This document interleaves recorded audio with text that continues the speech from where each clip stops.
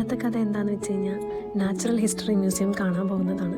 Bus stop ഇറങ്ങിയിട്ട് ഒരു 20 മിനിറ്റോളം നടക്കാനുണ്ടായിരുന്നു. പക്ഷെ നടക്കുന്ന വഴിയിലെ കാഴ്ചകളെന്ന് പറഞ്ഞു കഴിഞ്ഞാൽ ഭയങ്കര ബ്യൂട്ടിഫുള്ളായിരുന്നു. അതുകൊണ്ട് എനിക്ക് വീഡിയോ ചുരുക്കാൻ തോന്നിയില്ല. എല്ലാം ഞാനിതിൽ ആഡ് ചെയ്തിട്ടുണ്ട്. ചിലപ്പോൾ കുറച്ച് ബോറടി ആയിട്ട് തോന്നും, എന്നാലും ഇത് കാണാൻ ഇഷ്ടമുള്ളവരെ കണ്ട് നോക്കൂട്ടോ, നല്ല രസമാണ്. പിന്നെ എൻ്റെ ക്യാമറ കഴിവുകളും നിങ്ങൾക്കിതിൽ കാണാവുന്നതാണ്.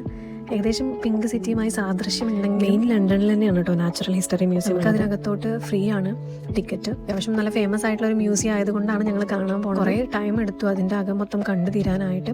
ഏകദേശം നമ്മൾ മോർണിംഗ് പോയി കഴിഞ്ഞാൽ ഒരു ഉച്ചയൊക്കെ ആവും കേട്ടോ. എല്ലാം നമ്മൾ കഴിഞ്ഞ് പുറത്തിറങ്ങുമ്പോൾ ഇനി അവിടെ പോയിട്ടുള്ള വിശേഷങ്ങൾ ഞാൻ വഴിയെ കാണിക്കാം. പിന്നെ പോണ സമയത്ത് കുറേ കഫേസും പൂക്കളും ഭയങ്കര ഡെക്കറേറ്റ് ചെയ്ത് വെച്ചിട്ടുണ്ടായിരുന്നു. കാരണം സമ്മർ സ്റ്റാർട്ട് ആവുന്ന ടൈം ആയിരുന്നു കേട്ടോ. ഇത് ഏകദേശം ഒരു 3-4 മാസം മുന്നത്തെ വീഡിയോ ആണ്. സാരമില്ല, ഞാൻ അപ്ലോഡ് ചെയ്തു. പിന്നെ സിറ്റി മാപ്പർ ഇല്ലാതെ ലണ്ടൻ്റെ അകത്ത് ട്രാവൽ ചെയ്യാമെന്ന് ആരും വിചാരിക്കേണ്ട. ഫോണില്ലാതെ നമുക്കിവിടെ ഒരു സ്ഥലവും കണ്ടുപിടിക്കാൻ പറ്റില്ല. എത്ര കൊല്ലം നമ്മൾ ലണ്ടനിൽ ജീവിച്ചു കഴിഞ്ഞാലും നമുക്ക് ഗൂഗിൾ മാപ്പ് പോലെയുള്ളതാണ് ഇവിടെ സിറ്റി മാപ്പർ. അതാണ് കുറച്ചും കൂടി അക്യുറേറ്റ് ആയിട്ട് നമുക്ക് വഴി കാണിക്കാം. പിന്നെ എല്ലാം അപ് ടു ഡേറ്റ് ആയിരിക്കും അതിൽ. അപ്പോൾ ലണ്ടനിൽ ഇന്നർ ലണ്ടനിൽ വരികയാണെങ്കിൽ സിറ്റി മാപ്പറാണ് കേട്ടോ ഞാൻ പ്രിഫർ ചെയ്യുക. അങ്ങനെ ഞങ്ങൾ മാപ്പ് നോക്കി ഇങ്ങനെ നടന്നുകൊണ്ടിരിക്കുകയാണ്. കുറേ റോഡ് ക്രോസ് ചെയ്തിട്ടും കുറേ ആ സൈഡിൽ കൂടിയും ഈ സൈഡിൽ കൂടെ ഒക്കെ നടന്നും പിന്നെ കുറേ കാഴ്ചകൾ കണ്ടിട്ട് ഒരു നല്ല വെതറായിരുന്നു കേട്ടോ. തണുപ്പ് ചെറുതായിട്ടുണ്ടായിരുന്നു. അതുകൊണ്ട് തന്നെ നമുക്ക് ചൂടെടുക്കില്ല. പിന്നെ വെള്ളം കുടിക്കുക എന്നുള്ളത് വളരെ കുറവായിരിക്കും.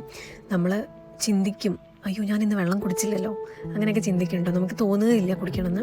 ഇപ്പോൾ ഈ കണ്ടുകൊണ്ടിരിക്കുന്നതൊക്കെ ചർച്ച, ഭയങ്കര ഭംഗിയുള്ള പല വെറൈറ്റി ചർച്ചകളുണ്ട് കേട്ടോ. അതുകൂടാതെ തന്നെ വിക്ടോറിയ ആൽബർട്ട മ്യൂസിയം, അതെല്ലാം ഈ ഒരു സ്ട്രീറ്റിലാണ് വരുന്നത്. എനിക്കതൊന്നും അറിയില്ലായിരുന്നു, പിന്നീടാണ് ഞാനതൊക്കെ മനസ്സിലാക്കുന്നത്. ലണ്ടൻ എക്സ്പ്ലോർ ചെയ്യാമെന്ന് പറഞ്ഞാൽ ചില്ലറ കാര്യമല്ല. അത്യാവശ്യം നല്ലോണം കാണാനായിട്ടുണ്ട്. ടൈം എടുത്ത് വേണം നമ്മൾ ലണ്ടനൊക്കെ കാണാൻ വരാനായിട്ട്. ഫാമിലി ആരെങ്കിലുമൊക്കെ അവിടെ ഉണ്ടെങ്കിൽ അത്രയും അടിപൊളി. അപ്പം നമ്മൾ നാച്ചുറൽ ഹിസ്റ്ററി മ്യൂസിയത്തേക്ക് ഇങ്ങനെ പോയിക്കൊണ്ടിരിക്കുകയാണ് കേട്ടോ. സൗത്ത് കെൻസിങ്ടണിലെ തന്നെ 3 മേജർ മ്യൂസിയത്തിൽ ഒന്നാണ് നാച്ചുറൽ ഹിസ്റ്ററി മ്യൂസിയം. ഇത് കൂടാതെ ഇവിടെ ഉള്ളത് സയൻസ് മ്യൂസിയം, അതേപോലെ തന്നെ വിക്ടോറിയ ആൻഡ് ആൽബർട്ട് മ്യൂസിയമാണ്. ഈ മ്യൂസിയം 144 വർഷം മുന്നേ എസ്റ്റാബ്ലിഷ് ചെയ്തു. അതായത് 1881 എസ്റ്റാബ്ലിഷ് ചെയ്തു എന്നാണ് കേട്ടോ പറയുന്നത്. പ്രതീക്ഷിച്ചതിലും അധികം ടൈം എടുത്തു മൊത്തം കാണാനായിട്ട്. അപ്പോൾ കുറേ കാര്യങ്ങളൊക്കെ നമുക്ക് സ്കിപ്പ് ചെയ്യേണ്ടി വന്നു. അതേപോലെ തന്നെ ഇമ്പോർട്ടൻ്റ് ആയിട്ടുള്ള കുറേ ഫേമസ് ആയിട്ടുള്ള സ്പെസിമെൻസ് ഒന്നും ഇതിൻ്റെ സ്കെൽട്ടൺ കാര്യങ്ങളൊന്നും കാണാൻ പറ്റിയില്ല. ഭയങ്കര വലിയൊരു മ്യൂസിയമാണ്. നമ്മൾ രാവിലെ പോയാൽ ചിലപ്പോൾ ഉച്ചയൊക്കെ കഴിഞ്ഞിട്ടേ പുറത്തിറങ്ങാൻ പറ്റുള്ളൂ, അത്രയും കാണാനുണ്ട്. പിന്നെ അതിനെക്കുറിച്ച് മനസ്സിലാക്കിയിട്ട് പോവുമായിരിക്കും കുറച്ചും കൂടി നല്ലത്.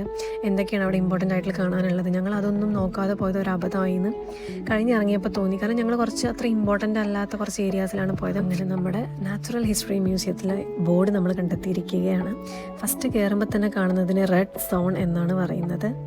ഇവിടെ നമ്മൾ നേരെ പോണത് എർത്ത്സ് ട്രഷറി എന്ന് പറയുന്ന റോക്സ്, മിനറൽസ്, ജം സ്റ്റോൺസ് ഒക്കെ കാണിക്കുന്ന ഒരു ഗാലറിയിലോട്ടാണ് കേട്ടോ. അതേപോലെ തന്നെ അവിടെ ഹ്യൂമൻ എവല്യൂഷൻ, എർത്ത്സ് ട്രഷറി, അതേപോലെ ലാസ്റ്റിംഗ് ഇംപ്രഷൻസ്, പിന്നെ volcanoes, earth quakes, restless surface എന്നൊക്കെ പറഞ്ഞിട്ട് അങ്ങനെ കുറേ ഹിസ്റ്റോറിക്കലിയും ജോഗ്രഫിക്കലിയും ഒക്കെ ഇമ്പോർട്ടൻ്റ് ആയിട്ട് നമ്മൾ ചെറുപ്പത്തിൽ പഠിച്ച കുറേ കാര്യങ്ങൾ ഇവിടെ കാണാൻ പറ്റിയിട്ടോ. വോൾക്കാനോസിൻ്റെ ഒക്കെ ലാവ വഴി പലതരം റോക്സ് ഉണ്ടല്ലോ, സെഡിമെൻ്റൽ, അങ്ങനെയൊക്കെ പറഞ്ഞിട്ടുള്ള പല റോക്സും കാര്യങ്ങളും, കുറേ വർഷങ്ങൾക്ക് മുൻപെയുള്ള സ്കെൽട്ടൻസും, ഹോമോസാപ്പിയൻസ് എന്നൊക്കെ പറഞ്ഞ് നമ്മൾ ഹ്യൂമൻ എവല്യൂഷനെ കുറിച്ച് പഠിച്ച ആ ഒരു തലയോട്ടികളുടെ ചിത്രമൊക്കെ എനിക്കിപ്പോഴും ബയോളജിയിൽ കണ്ടത് ഓർമ്മയുണ്ട് കേട്ടോ. അതൊക്കെ കാണാൻ പറ്റിയിട്ടുണ്ടായിരുന്നു. പിന്നെ ഹിസ്റ്ററിയും ജോഗ്രഫിയൊക്കെ നല്ലോണം ഇൻട്രസ്റ്റ് ആയിട്ടുള്ള ഇത്തരം കാര്യങ്ങൾ റിസർച്ചൊക്കെ നടത്തുന്ന പിന്നെ സ്റ്റുഡൻസ് ആയിരിക്കണം ഒരുക്കെ പഠിക്കുന്ന സമയത്ത് വന്നു കഴിഞ്ഞാൽ ഇവിടെ ഭയങ്കര നമുക്ക് ഇൻട്രസ്റ്റിംഗ് ആയിരിക്കും. നമ്മൾ പഠിച്ച കുറേ കാര്യങ്ങൾ കാണാൻ പറ്റും. ആ റെഡ് സോൺ കഴിഞ്ഞിട്ട് നമ്മൾ പിന്നെ പോണത് എങ്ങോട്ടാന്ന് വെച്ച് കഴിഞ്ഞാൽ ഒരു ബേർഡ്സിൻ്റെ ഏരിയ, അതേപോലെ ഗ്രീൻ സോൺ എന്ന് പറയുന്ന ഏരിയയിലാണ്. അവിടെ ബേർഡ്സ്, മിനറൽസ്, പിന്നെ ഫോസിൽസ് ഒക്കെ കുറേ മുൻപേ കണ്ടുപിടിച്ച റെപ്റ്റൈൽസിൻ്റെയും മറൈൻ റെപ്റ്റൈൽസിൻ്റെ ഫോസിൽസ് കാര്യങ്ങൾ, പിന്നെ കുറേ വാട്ടർ ഹൗസ് ഗാലറി എന്നൊക്കെ പറഞ്ഞിട്ട് കുറേ ഫോട്ടോഗ്രാഫീസും കാര്യങ്ങളും, അതേപോലെ എർത്ത് ക്വേക്ക് എക്സ്പീരിയൻസ് ചെയ്യാനൊക്കെ നമുക്ക് പറ്റിയിട്ടോ.